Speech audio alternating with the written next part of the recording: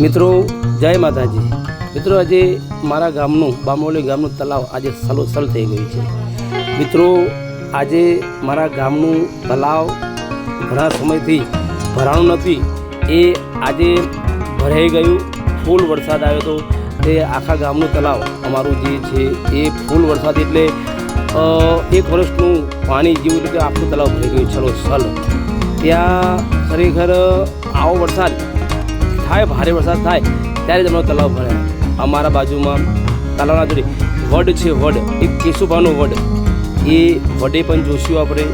સાથે સાથે તલાવનું બાજુમાં જોગણીમાનું મંદિર છે, એ જોગણીમાના મંદિરે બાજુમાં તલાવ જબરજસ્ત વડલો છે। એ વડલોના બનાવતા કેશુભા, આ કેશુભાનો વડલો, એ કેશુભાના વડલે આપણે જોશું કે જે ખરેખર આજથી 83 વર્ષથી એ વાવેલું છે।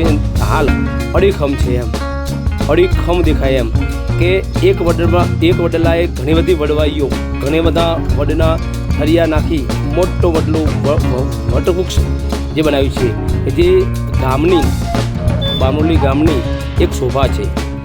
એ વડલો તમે આવો તો ઉનાળાની અંદર ગમે એટલી ગરમી હોય, એ ગરમી ત્યાં વડ જોડી આવો તો એક વડમાં એકદમ ઠંડક અનુભવાય એમ।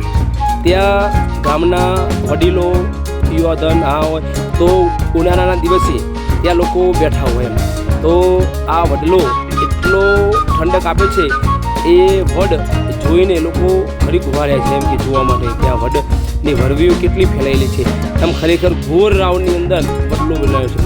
આના પ્રણેતા કેશુભાનો વડલો કહેવાય એમ। સન 1943માં વડ રોપ્યો।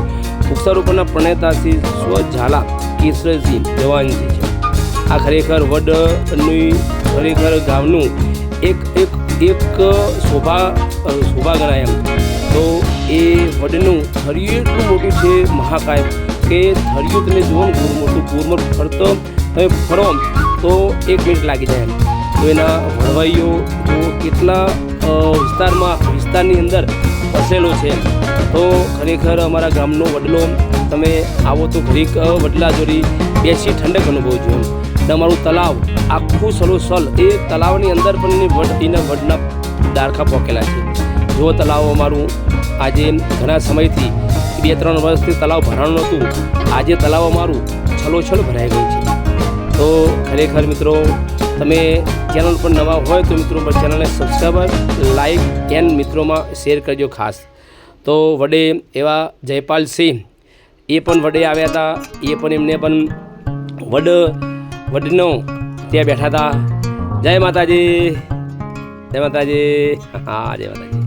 તો ખરેખર ત્યાં રજાના દિવસે ત્યાં આવીને લોકો બેસે છે એમ। ઘરે બધી સગવડ હોય તે છતાં વડે આવવાનું મન થાય એમ, ઠંડક અનુભવાય એમ। તો એ વડની વડવાઈ જોઈ, એનું ઘેરાવો જોઈ લોકો આનંદ અનુભવે છે। તલાવનું એક ઠંડક અનુભવાય છે। ઉનાળાનો દિવસ હોય તો ઉનાળાના દિવસે એસી જેવો અહેસાસ થાય એમ। એસી હોય, એસી પણ કામ ના કરે। મિત્રો ચેનલ સબસ્ક્રાઈબર, લાઈક, કમેન્ટ